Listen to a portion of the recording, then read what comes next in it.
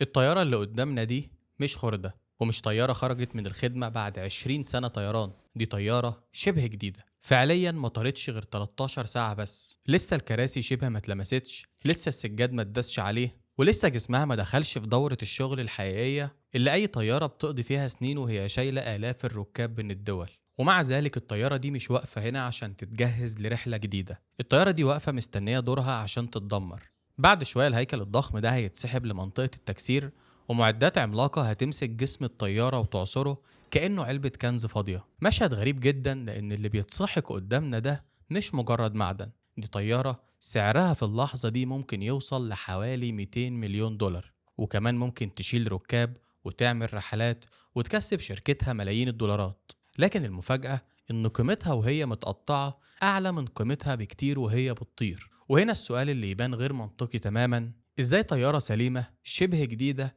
ممكن تبقى أغلى وهي متفككة حتت من وهي كاملة وطايرة في الجو؟ وليه شركة تدفع فلوس في طيارة زي دي؟ إجابة السؤال ده بتفتح لنا باب على أزمة ضخمة في صناعة الطيران كلها، أزمة بدأت بحادثتين ورا بعض لواحدة من أشهر الطيارات في العالم، وبعدها جت كورونا فحولت المشكلة من أزمة مؤقتة لكابوس عالمي. القصة بتبتدي من مكان اسمه روزويل في ولاية نيو مكسيكو. المدينة دي عندها ميزة مهمة جدا لصناعة الطيران: الجو هناك جاف أغلب السنة، والجو الجاف ده بيقلل تأثير الرطوبة والصدأ والتآكل على جسم الطيارة. علشان كده المطار الإقليمي هناك بقى أشبه بمقبرة طائرات أو مخزن ضخم للطائرات المتقاعدة. في أي وقت ممكن تلاقي أكتر من 200 طيارة مركونة على أرض المطار، وشركات كتير بتأجر مباني ومساحات تخزين هناك عشان تحط طيارات قديمة أو طيارات خارجة من الخدمة أو طيارات حتى مستنية دورها إنها تتفك. الشركات دي بتشتغل في مجال مهم جدا، وهو تفكيك الطائرات وبيع القطع اللي لسه صالحة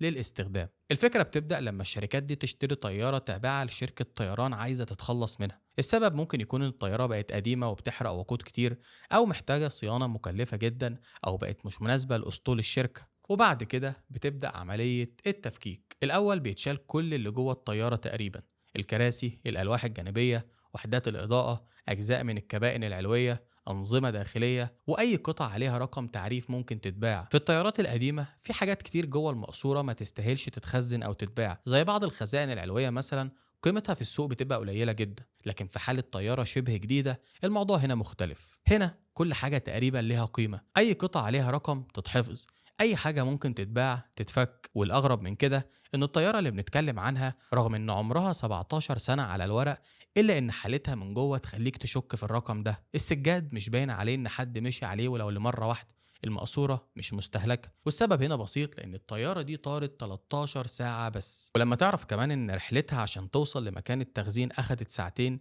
يبقى فعليا الطيارة دي اشتغلت حوالي 11 ساعة حقيقية فقط. يعني احنا قدام طيارة شبه ما تمش استخدامها، ومع ذلك اتباعت لشركة سي اند ال انجن سوليوشنز واتسلمت في روزويل عشان تتفك. وهنا بقى بداية اللغز: الطيارة دي كان ممكن تبقى بتكسب ملايين وهي شغالة، تنقل ركاب، تطير رحلات، تحقق دخل بشكل كامل وكمان مستمر. لكن ازاي في اللحظة دي قيمتها كقطع غيار أعلى بكتير؟ السبب بكل بساطة هو العرض والطلب.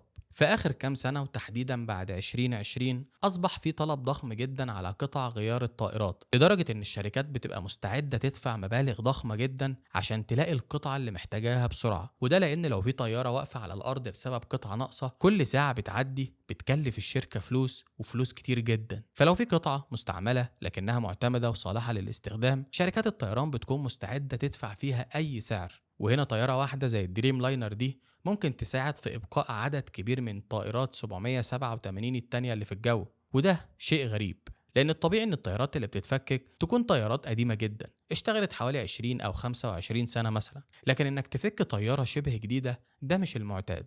وعشان نفهم ليه ده بقى منطقي اقتصاديا، لازم نتابع مصير القطع بعد ما بتتشال من الطيارة. سوق قطع غيار الطائرات المستعملة ده مش سوق عشوائي، بالعكس هو واحد من أكتر أسواق ما بعد البيع من حيث التطور والتنظيم في أي صناعة. في قطع في الطائرات خصوصا في المحركات معمولة من معادن نادرة وغالية جدا، لأنها لازم تتحمل درجات حرارة وضغط وظروف تشغيل قاسية. وفي معادن في المحركات ممكن قيمتها توصل لأكتر من 6000 دولار للكيلو جرام، وبيتم تحليل المعادن دي بالليزر، وبعدها ممكن تتصهر في أفران تفريغ عشان يعاد استخدامها. لكن حتى بعيد عن المعادن النادرة، قطع الغيار العادية نفسها قيمتها عالية جدا. أي قطعة بتتشال من الطيارة لازم تتسجل وتتغلف وتتبعت لمركز إصلاح أو فحص معتمد. هناك بيتعمل لها اختبارات أو تعديلات أو صيانة عشان يتأكدوا هل هي فعلا صالحة ترجع تتركب في طيارة تانية ولا محتاجة إصلاح أو إعادة تأهيل. كل ده تحت رقابة وتنظيم شديد من الحكومة الفيدرالية في أمريكا، وبالتحديد إدارة الطيران الفيدرالية FAA. مراكز الإصلاح دي بتتعرض لتدقيق ومراجعات مستمرة، لأن أي قطعة هترجع تتركب في طيارة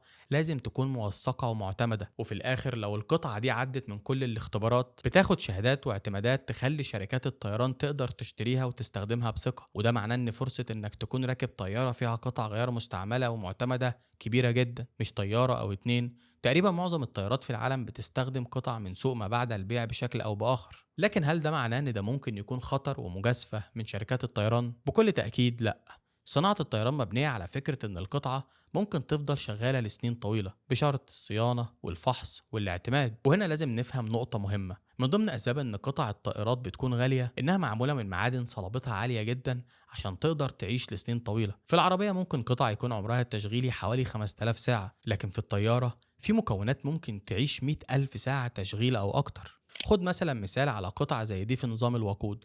القطعة دي مسؤولة عن التحكم في الوقود اللي رايح للمحركات، يعني متوصلة بالجزء اللي فيه خزانات الوقود في الجناح، وبتساعد في تحديد كمية الوقود اللي توصل للمحرك. سعرها جديدة من الشركة المصنعة الأصلية ممكن يكون حوالي 7500 دولار، لكن لو مستعملة ومعتمدة ممكن تتباع بحوالي 3000 دولار. والمدهش إن نفس القطعة دي من حوالي 6 سنين كان سعرها في السوق المستعمل حوالي 800 دولار بس، يعني من 800 ل 3000 دولار في 6 سنين. قفزة ضخمة، وده مش لأن القطعة بس بقت قطعة نادرة، لكن لأن السوق كله اتغير. أسعار قطع الغيار المستعملة طارت بقوة لأن تصنيع القطع الجديدة بقى متأخر جدا، والتأخير مش في القطع بس، ده كمان في الطيارات الكاملة. حاليا في أكتر من 17 ألف طلبية طيارات غير منفذة حوالين العالم. الرقم ده بيعادل تقريبا 60% من عدد الطيارات الناشطة في العالم اللي محتاجة استبدال. ولو الصناعة دي اشتغلت بكامل طاقتها ممكن تحتاج حوالي 12 سنة عشان تلحق الطلبات المتراكمة. يعني احنا قدام أزمة عالمية طويلة. لكن هو ايه اللي وصل صناعة الطيران لكل ده؟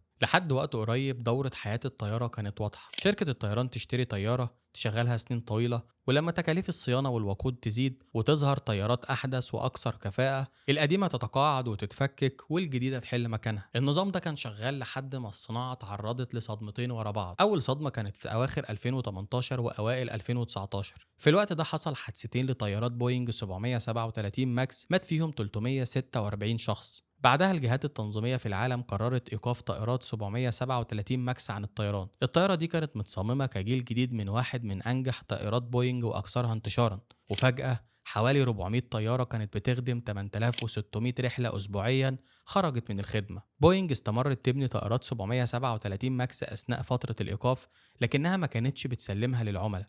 شركات الطيران لقت نفسها في مأزق. الطيارات الجديدة اللي كانت مستنياها اتأخرت، فبدأت تعمل حاجة اضطرارية: تمد عمر الطيارات القديمة، تعمل صيانات تقيلة أكتر، تعيد تأهيل محركات، تحافظ على أسطول أقدم في الجو لفترة أطول من المخطط له. وفي اللحظة اللي كانت الشركات خلاص بتحاول تتعافى من صدمة الحادثتين دول، جت الصدمة التانية: جائحة كورونا. بالنسبة لصناعة الطيران التأثير كان كارثي. الطلب على السفر انهار عالميا، شركات الطيران كانت شبه متوقفة، ومع قلة الدخل والخوف من المستقبل شركات كتير أجلت استلام الطيارات الجديدة عشان توفر فلوس. لكن القرار ده عمل هزة ضخمة في سلاسل الإمداد كلها. شركات بتصنع قطع لبوينج وإيرباص خسرت ملايين، بعضها ما قدرش يكمل، واللي كمل سرح عدد كبير من العمال.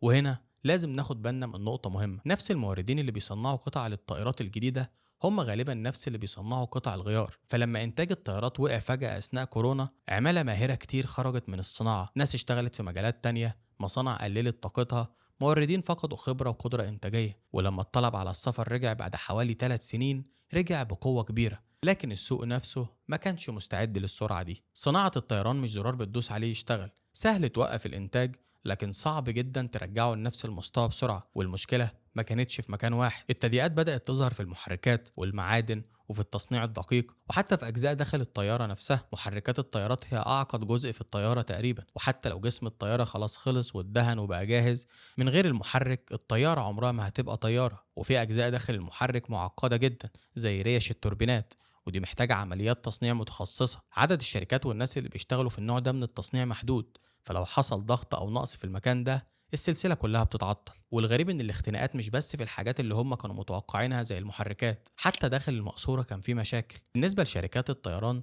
خصوصا في الطائرات العريضة اللي بتسافر مسافات طويلة، المقصورة جزء من المنافسة. كل شركة عايزة تميز نفسها بتصميم مختلف: كراسي، إضاءة، شاشات، مساحات، درجات سفر، تفاصيل ممكن تبان صغيرة لكنها مهمة جدا في الصناعة دي. والموردين اللي بيصنعوا الحاجات دي غالبا بيشتغلوا على دفعات صغيرة نسبيا، مش إنتاج ضخم زي مصانع العربيات.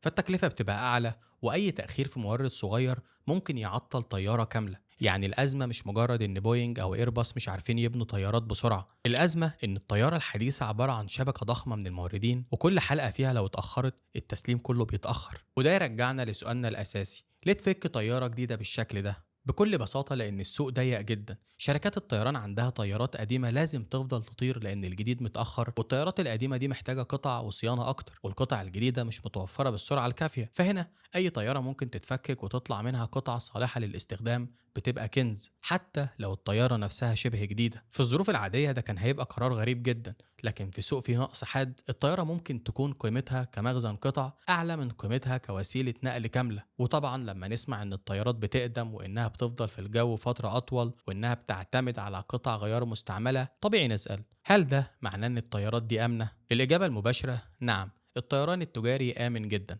لكن خلينا نفهم ليه. كل مرة الطيارة بتمر بعملية إقلاع وهبوط، جسم الطيارة بيتعرض لدورة اسمها دورة ضغط أو بريشرايزيشن سايكل. لما الطيارة بتطير على ارتفاعات عالية، الضغط جوه الكابينة بيتغير، وجسم الطيارة بيتحرك ويتمدد ويتقلص بشكل بسيط جدا. على آلاف الرحلات ممكن تبدأ شروخ مجهرية صغيرة تظهر وتكبر مع الوقت. وعلشان كده الطيارات ما بتفضلش تطير وخلاص، في برامج صيانة وفحص دقيقة جدا عشان تكتشف المشاكل قبل ما تتحول لخطر حقيقي. وفي أمريكا في وثيقة مهمة اسمها Airworthiness Certificate 8130، دي شهادة اعتماد من إدارة الطيران الفيدرالية FAA لأي قطعة موجودة في الطيارة سواء جديدة أو مستعملة. لكن دي مجرد جزء واحد من منظومة أكبر. ال FAA ما بتنظمش الطيارة بس، هي كمان بتتابع أي شيء يخص ميكانيكا الطيارات ومحطات الإصلاح وأنظمة الجودة والسجلات وكل ما يخص دورة حياة القطعة. كل ده عشان أي شركة طيران تشتري قطعة مستعملة معتمدة تقدر تثق إن القطعة دي اتفحصت